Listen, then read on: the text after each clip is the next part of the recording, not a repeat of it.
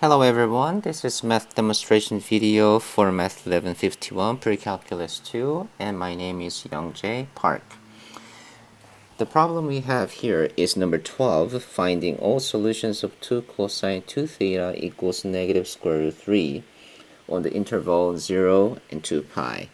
So our theta has the interval 0 and 2 pi.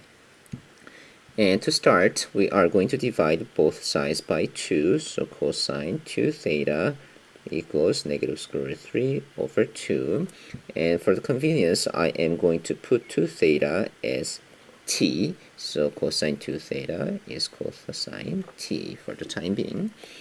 And we know that square root 3 over 2 is the value of cosine pi over 6. So cosine pi over 6 equals square root 3 over 2. Hypotenuse is 2. Adjacent will be square root 3.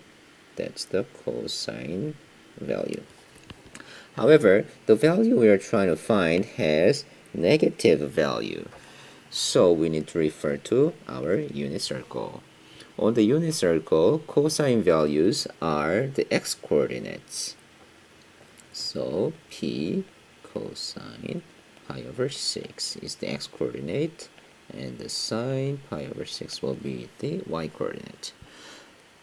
And the value we are trying to find have negative value. So for the x-coordinate to have negative value, the terminal sides should be on the quadrant 2 and quadrant 3. So we are trying to find cosine 2 theta equals negative square root 3 over 2. And then let's put t 2 theta. Let's find when those values are negative. So pi minus pi over 6 is going to have the x-coordinate as negative square root 3 over 2, and pi plus pi over 6, which is going to be this angle, and then pi, 2 pi, 3 pi minus pi over 6, and then 3 pi plus pi over 6 are going to have negative 3 cosine value as a negative square root 3 over 2. And we know that these solutions fall into our interval because theta had the interval of 0 and 2 pi, and 2 theta is going to have 0 and 4 pi.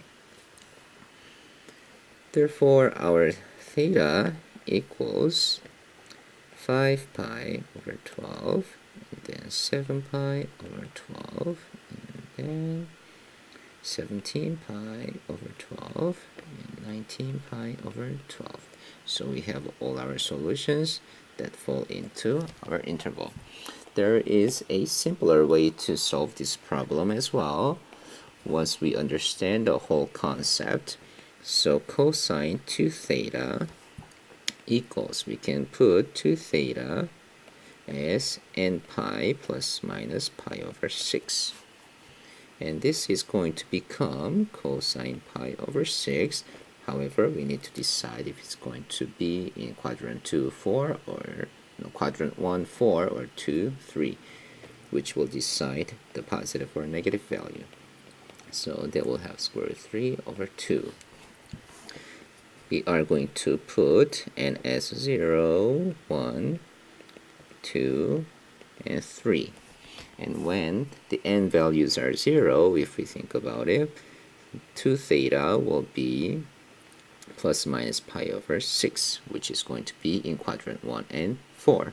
And when it is 2 theta will be 2 pi plus minus pi over 6, which is going to be in quadrant 1 and 4 as well. So we don't need to think about n equals 0 and n equals 2. All we need to think about here is n equals 1 and 3. So when n equals 1, our 2 theta becomes pi plus minus pi over 6, and this case 3 pi plus minus pi over 6.